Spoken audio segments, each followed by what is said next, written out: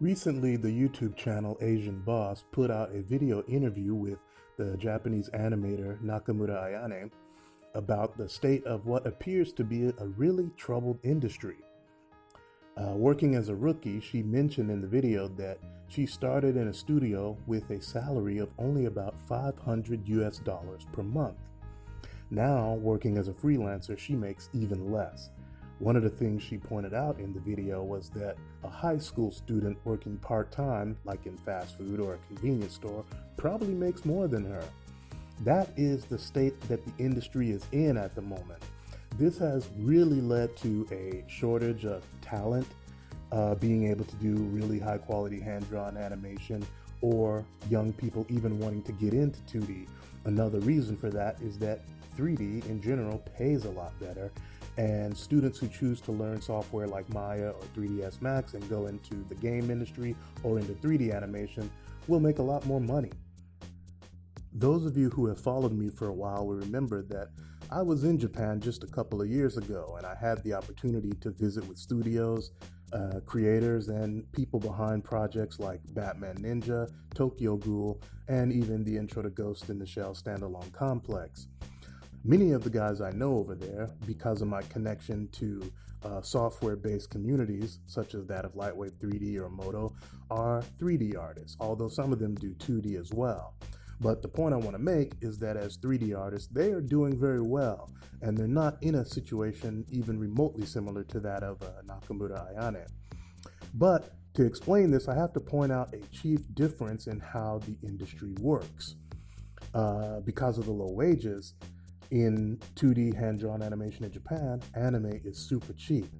In the West, or in the USA, producing a 3D animated film like Toy Story 4 or How to Train Your Dragon is actually faster and cheaper than doing a 100% or fully hand-drawn 2D film like The Princess and the Frog by Disney. It can almost be as little as half the price these days.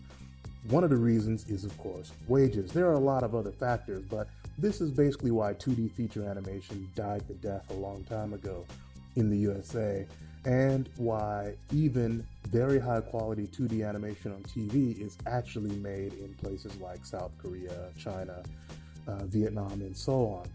And what you're left with as far as 2D animation that's actually done in the USA is cheap animation that's done in Flash or cutout animation or vector-based animation that's very simplistic and has a lot of reusability to it. Now, on the flip side, in Japan, as we saw in the Asian Boss video, an animator may only make $400 to $500 a month. So not only is 2D hand-drawn animation cheaper than to do full high-quality 3D animation, it is a lot cheaper, and I mean a lot. Some of these shows are being created on budgets as little as 120,000 US dollars per half-hour episode, something that would simply be absolutely impossible. As a point of comparison, in the 1980s, the He-Man and the Masters of the Universe cartoon cost about 350,000 US dollars per episode. That's 30-something years ago. So I think we don't even want to know what it would cost to produce such a show in the USA today. But 3D animation in Japan is more expensive. It's harder for them to find the talent, and you see from, for example, one of the things I talked about recently was the recent Dragon Quest trailer for the upcoming feature film, and even more recently, as I showed on Instagram, the Lupin III trailer. The quality of Japanese feature animation has really gotten up there, but it was a long road to get there and an expensive road. And so you have much higher wages, much better working conditions. Well, maybe not better working conditions. They still sleep in the studio and so on, but you're looking at a completely different industry. And so this leads to some serious problems when it comes to 2D animation. One of the artists I had the opportunity to hang out with when I was in Japan last time was Kei Yoshimizu. As a 3D artist, he's probably most known for creating the Ridge Racer girl from the popular series of PlayStation video games and doing the intro to Ghost in the Shell standalone complex, the animated TV series.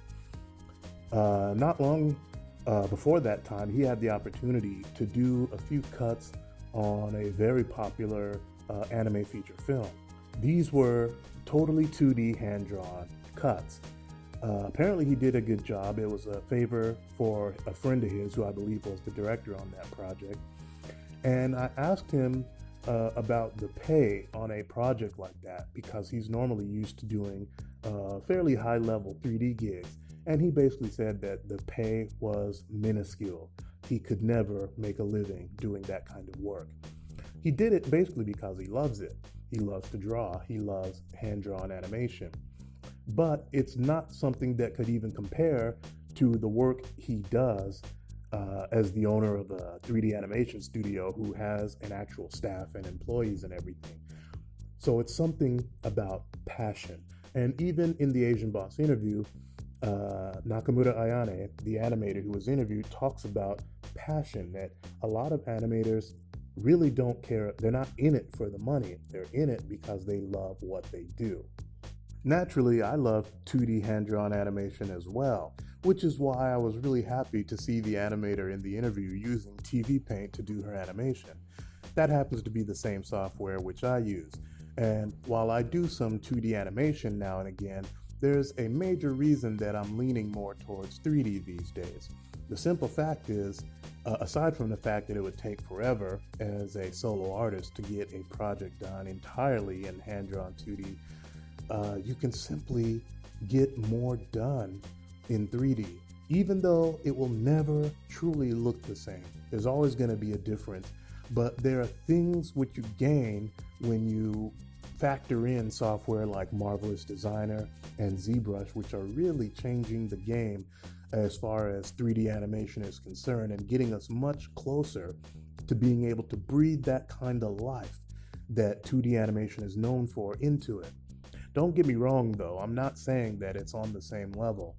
As much as I am doing 3D animation or experimenting with integrating all these tools, when I saw the page, just the simple drawings of faces and expression that the animator interviewed by Asian Boss showed, you can just see that right now that level of magic which just came out of her pencil just isn't there in 3D animation yet. Well, certainly not in mine anyway.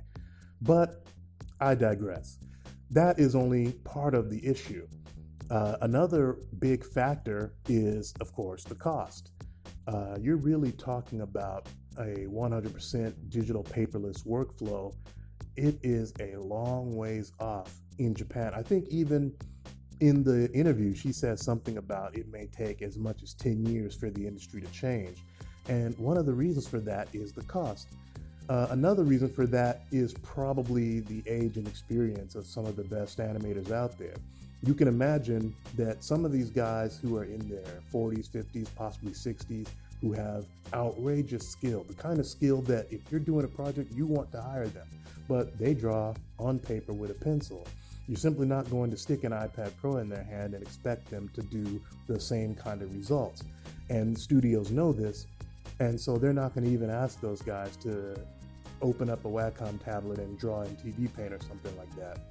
One of the things I noticed, even on the TV Paint channel in some of their interviews where you have animators using TV Paint, they mention things like the work done in TV Paint being sent digitally over to Japan and then being printed onto paper to be further worked on. So, I mean, that tells you right there just where the industry is in terms of technology and how long it's going to take to change. So how do we fix this? Well, I hate to say it, but 2D animation is not going to get any easier. It's done by hand, and that's just the way it goes with things that are done by hand. Just like making clothes or furniture, all these things end up going to be done by a machine and are transformed into larger, more profitable industries. And people can cry all they want about the publishers should pay more, the broadcasters should share more ad revenue, or whatever it is, but not a single one of these big corporations has any incentive to do so, and it's not going to happen. So either the industry can collapse on its own, or the artists and creators have to find another way. And from my standpoint, I always say that that other way is technology. If the publishers aren't going to pay more, and they're not, and if the big corporations are not going to share an ad or merchandising revenue, which they're not, then you have to be able to create the same thing faster and cheaper. And only technology can make that possible. And that's one of the things I talk about in numerous courses that I have available on Gumroad. And if you want to learn some of my techniques for how to create animation without millions of dollars in major studio backing, by all means, check out some of my courses available on Gumroad. But while it doesn't necessarily have to be by my courses, there has to be some means by which studios have to be able to create the same thing faster and cheaper, thereby making their work more profitable. That's the only thing that's going to allow them to stay above water in the future of this really perilous industry. Thank you for watching, and I'll see you in the next one.